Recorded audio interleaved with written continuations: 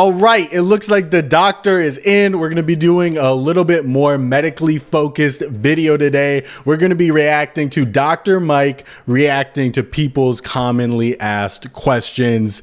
The title of the video is, do energy drinks cause cancer? That I really want to know, because for me, I feel like I've heard that it's just the caffeine that's a danger. So if you overdo it on the caffeine, it can cause heart issues, things like that, cancer. But if you just don't overdo it, you should be fine. So I'm really curious about that question in specific. Let's see what people are asking. I feel like I've been neglecting your comments, not answering your questions like a good doctor is supposed to do. So let's get to that. Does smelling Sharpies cause you to lose brain cells? It's got to, right? It's got to, right? I've always heard that. They tell you not to smell the Sharpies, even though I'm not even going to lie. It smells so good. It smells really good. I think it smells really good. I think gasoline smells good. Like there's certain chemicals that smell good, but you know that's bad for you because you just feel like lightheaded if you smell it too much. It's got to kill your brain cells. I do not recommend huffing chemicals in any capacity. Sharpies would fall into that category. So please never do that. It's terrible for your brain. It's potentially deadly. I don't know. Why are you asking me this question? So yes? Is it okay to use your own saliva to treat small cuts? No. Why? Whose first instinct to get a cut and go, pooh? I feel like I've heard that dogs, their saliva helps, that has some like antibacterial properties on your cuts. I've never heard that humans do, especially if it's another human licking your wound. I think that's especially bad. That's a weird instinct. That's what dogs do. And that's why I have to put the cone on the dog. Do you want me to put the cone on you? The human mouth has so much polymicrobial activity that if you get a human bite, you desperately need broad antibiotic coverage. Every now and then I wake up in the middle of the night with sleep paralysis and can't move. It's so scary. Is there any way to prevent it? 30-ish% of adults in their lifetime will have one episode of sleep paralysis. Yo, I used to have sleep paralysis for a period in high school, and I've had it a bit sporadically since then, but it is probably the worst feeling ever. I'm decently claustrophobic, but that is just the ultimate form of claustrophobia. If you've ever experienced that, put it down in the comments your experience. But I remember just waking up and I sleep on my stomach, right? So I felt like I was going to suffocate, but I could not move. My arm was pinned under my body and I just felt like I couldn't move it at all. It's one of the most uncomfortable feelings I've ever felt, honestly. And it's very scary. And your body slowly wakes up and you're able to gain control of your limbs slowly but surely. But for that first period when you first wake up, it is the worst. And a lot of people say they see like a sleep paralysis demon, like some entity that's staring at them, probably because they're coming out of a dream state. But I've never experienced that. That's got to be even scarier if somebody's watching you as you're paralyzed. So it is fairly common. Trying to do your best to focus on sleep hygiene, making sure that you're not napping too close to bedtime, you're not over consuming alcohol, caffeinated products will help. Sometimes there's an underlying physical or mental health disorder that needs to be addressed. So doing a sleep study could be valuable, potentially getting a visit with a psychiatrist or a psychologist to see if there's a medication or therapies on board that can help. Very commonly for patients that have insomnia, I've been recommending CBTI, which is cognitive behavioral therapy focused specifically for insomnia. Can joints get you That's doing too much. Honestly, you just need to just endure the sleep paralysis. I'm sorry. Just do it. You don't need therapy for your sleep paralysis. Joints themselves are not strong or weak. Joints can be damaged, which can make them feel weaker, but the strength of a joint comes from the connective tissue and muscular tissue surrounding them. For example, when someone has, let's say, osteoarthritis of their knee, part of what we do in physical therapy is strengthening the muscles that end up protecting the knee while you walk. Because if you don't have good protection, every time you're taking a step, whether it's on your hip, on your knee, especially if you're carrying excess weight, you're putting more and wear and tear on that joint. My fiance refuses to take You know what? antibiotics. I always thought that joints could get stronger. I thought that they did get stronger over time. That like if you could strengthen your knees so that you can do more like knee over toe style squats and things like that and exercises, and your joints just take longer to heal. But I thought they got stronger. I thought they can get thicker. Maybe that's wrong. I don't know. Maybe he didn't answer the question in depth, but that is disappointing. It's because she's afraid it will kill all her good bacteria. Is there any truth to this? Taking antibiotics should be a decision that is medically decided with the notion of increasing benefit and decreasing harm. If you have a viral infection, which most people do when they have upper respiratory symptoms, taking antibiotics won't do anything. Is not a good move because you will be harming your good bacteria, and there is no bad bacteria to be had and attack. But if you're really sick, if you're experiencing pneumonia, if you're experiencing strep throat, which can lead to rheumatic fever, there are instances where antibiotics should be used because we know that the benefit outweighs the harm. Does it harm good bacteria? Yeah. It also impacts your gut microbiome, which we still don't fully understand, but we do know that there is such thing as antibiotic-associated diarrhea, which is why many of my patients that are prone to this, and even ones who aren't, I recommend consuming probiotic-rich foods while taking antibiotics, like yogurt, kimchi, sauerkraut, that kind of stuff. That's something I never understand. If you can take probiotic foods while you're taking antibiotics, because isn't it just gonna kill the biotics, the bacteria, while you're taking it? Shouldn't you just wait till after? Energy drink every time I go to the gym, but my gym friends say it causes cancer. Is that true? First, I have to put it right into the open. Probably not, right? If you live long enough, you'll develop some form of cancer. Overconsumption of energy drinks bad for your is heart. a blight on humanity. Is harming our sleep, creating health issues, is impacting our mental health. Can I say that it's doing that to you? I cannot. But I actually have seen a story that I believe Daily Mail have really blown out of proportion, saying that this ingredient taurine that you see in some of the popular energy drinks causes turbocharged cancer because a study in Nature was looking at how the ingredient behaved in mice who had a specific type of blood cancer. And that's not what happened. It found that an already aggressive cancer became slightly more aggressive as this taurine was given. But that doesn't mean that's what's gonna happen to you and I as humans. The answer is if you have an energy drink every now and then, it's probably not the end of the world as long as you're young and healthy. But know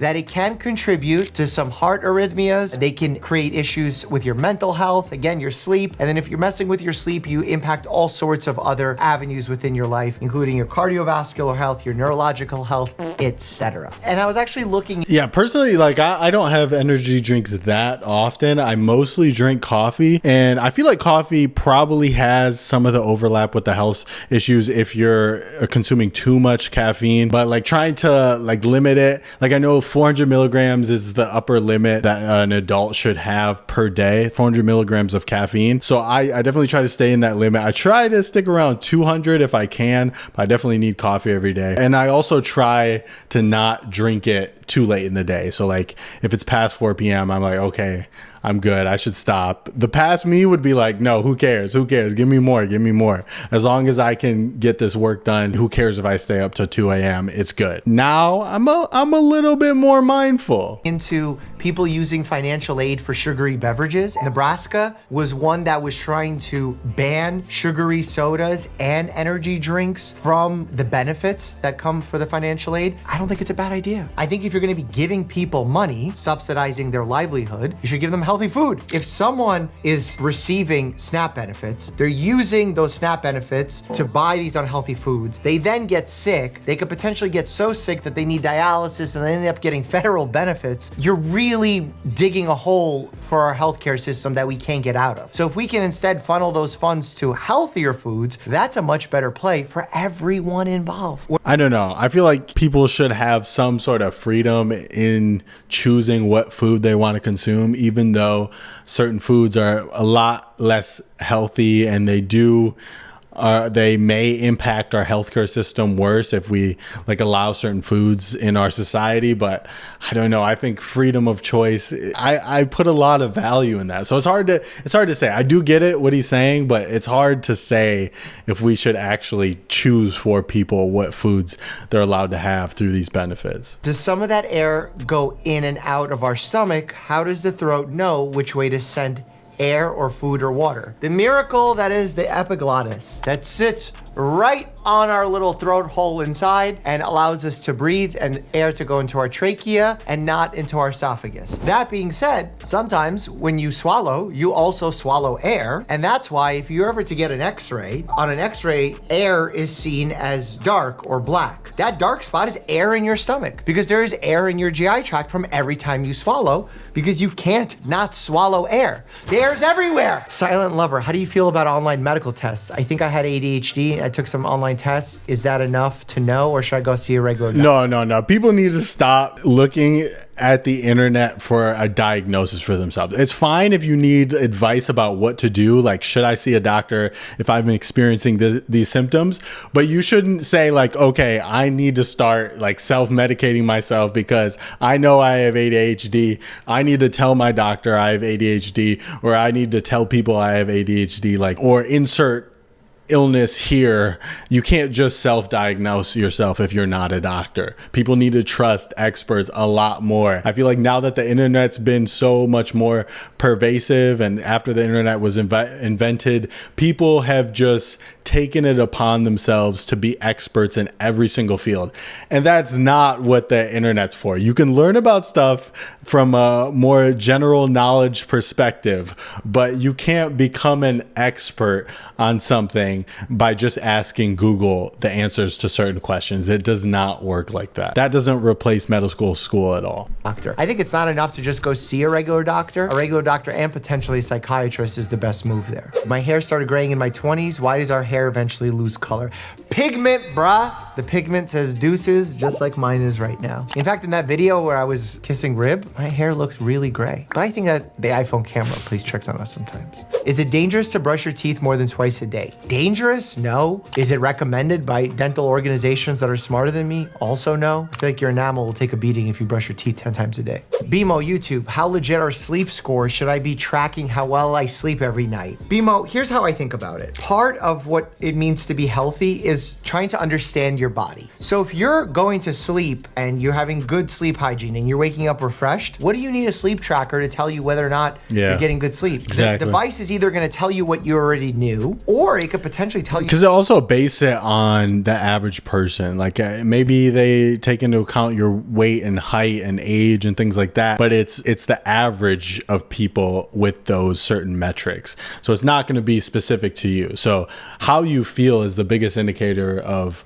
how healthy your sleep is. Do something wrong that will impact how you feel. Because if you had a good night's sleep and you woke up feeling well rested, but then I give you false results off your watch and tell you actually had a terrible night's sleep, your performance will drop. That's been studied. And there's a whole set of anxieties that come around the sleep tracking called orthosomnia that has been described in medical literature. So don't get anxious about it. I've heard sleeping on a hardwood floor is actually good for your spine. Is this true? I would not recommend it. If you want to get some relief for back pain, getting a firm supportive mattress that still has a soft surface is ideal so that it is able to cradle the surfaces but still support your spine so that you're not completely uneven. Part of a good... So before we had mattresses invented, before Jimmy Mattress created the first mattress, how did we sleep? How did we get good night's sleep on those hard ass grounds? What were beds like back in hunter-gatherer times? Like, would we actually build a bed full of like leaves and things like that and try to make it super comfy? Did we have beds before mattresses were made? I know like in medieval times they had like hay and things like that, but how good was our sleep back then? And you know, I've heard that we didn't have one full continuous night's sleep back in the day. We used to break it up into two parts. We used to like wake up in the middle of the night, maybe do something and then go back to sleep. So maybe that's because the ground was so hard. Sleep posture is making sure you have the correct pillow for your preferred sleeping position. For example, if you like to sleep on your side, you're going to need a little bit more support. If you sleep on your back, you might want a thinner pillow. But no, I don't recommend on hardwood floor sleeping. I think there are better options. Why is my ring finger so janky? Why is it worse than every other finger? Maybe you don't want to get married. Maybe it's just your finger's instinct to say, YOLO, I'ma roll solo.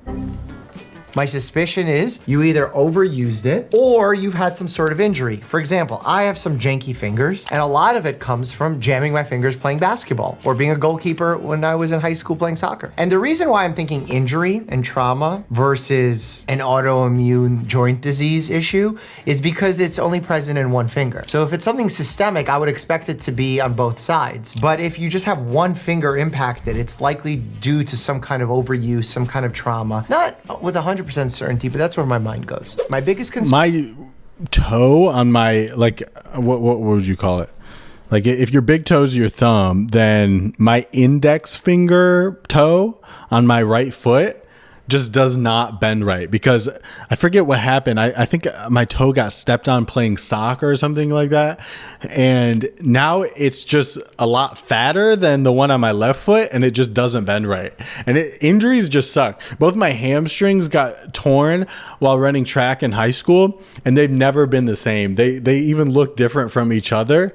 So like, it's so weird how you think that you recover fully from injuries, and that means that you're just going to be the same as you were before. But no, they may grow back, but not necessarily in the same way that they were before, which sucks. Turn with 23andMe is that someone's DNA can end up in the wrong hands. What if government starts cloning people? How are you going to prove that you're the real you against your clone? We need to make a movie. I'm sure that there is a movie made about this, but I feel like we need to work in 23andMe in it, but we should call it like 46andYou, just so that we don't get sued, because I feel like the company that bought all 46andYou, just so that... But if you had a clone and somebody took your DNA and made a zygote, that baby would have to be alive for however many years you are alive currently to be your same age and look exactly like you. So I feel like nobody would confuse your clone for that.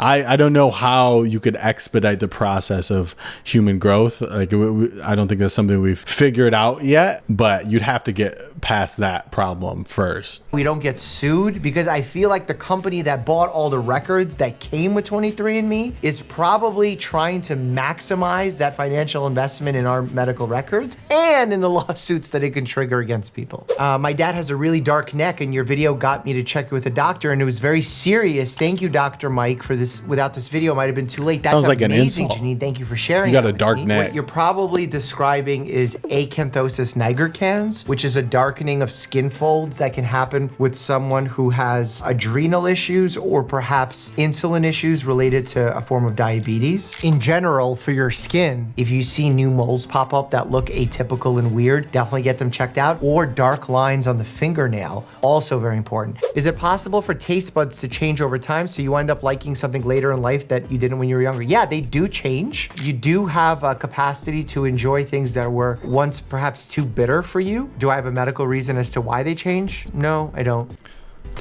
So I want to know, do they actually change, or does your perception of them in your brain actually change? Does a physical taste bud change? Definitely a change that does occur. Hey doc, do you have any tips for dealing with Osgood-Schlatter's? I've dealt with Osgood-Schlatter's. Usually activity modification, icing, non-steroidal anti-inflammatories will do the trick. Physical therapy obviously as well. But for me, KT tape. I put it on. I left it on for several days. I swear to God, I never had a problem afterwards. What does KT tape even do? Bath towel. I think after every bath or two, after every shower or two is a reasonable move here. The problem with bath towels is moisture builds up. Sometimes they're hung in a way where part of it is not getting good. Bro, I guess I have to buy more towels, because I'm not washing a towel 5 times a week. You know what I'm saying? Like, he's saying we should wash it like ideally 7 times a week. I'm not doing that, okay? I have 2 towels. I switch them midweek, so each one gets about 3 to 4 days of use out of it. And even that is like, okay, you know, I feel a little like, it feels like excessive to change it even more than that. That seems crazy, but maybe I should. Aeration, that's gonna create fungal growth. You don't wanna be rubbing fungus on your freshly clean skin. What if I do? What if I do? What if that's what I want? prone to skin irritation, which so many of us are. What's your process for deciding who you invite on your podcast? It's topical based on what's happening in the world today. It's conversations that I genuinely enjoy and want to have. I think if there's a public health need, like currently we're looking for a really good expert to talk about headaches, I'm open to suggestions. If there's someone you want to see on the pod, drop it down below in the comments. Who is Sam? Dr. Mike's friend, his roommate, boyfriend, fiance, husband, family member. I'd like to know. Sam is the managing editor of the Dr. Mike channel. He is the one that has gathered these questions. So if you want to bribe him, please email him. His email is samdonaldbowers@gmail.com. Yeah, on that spectrum, which one is it? All of the above. Whatever I need that day. That's right. How accurate do you think the 911 show is? I know it isn't medically based, but there's some medical stuff in it. Okay, there's medical stuff in it, as in a shark appears on a highway, bites a dude's arm, leg off, and then they have to rescue the person. All right, that was interesting. We learned a lot of cool stuff. Thank you so much for watching this video. I hope I see you in the next video. Peace out, sauerkraut.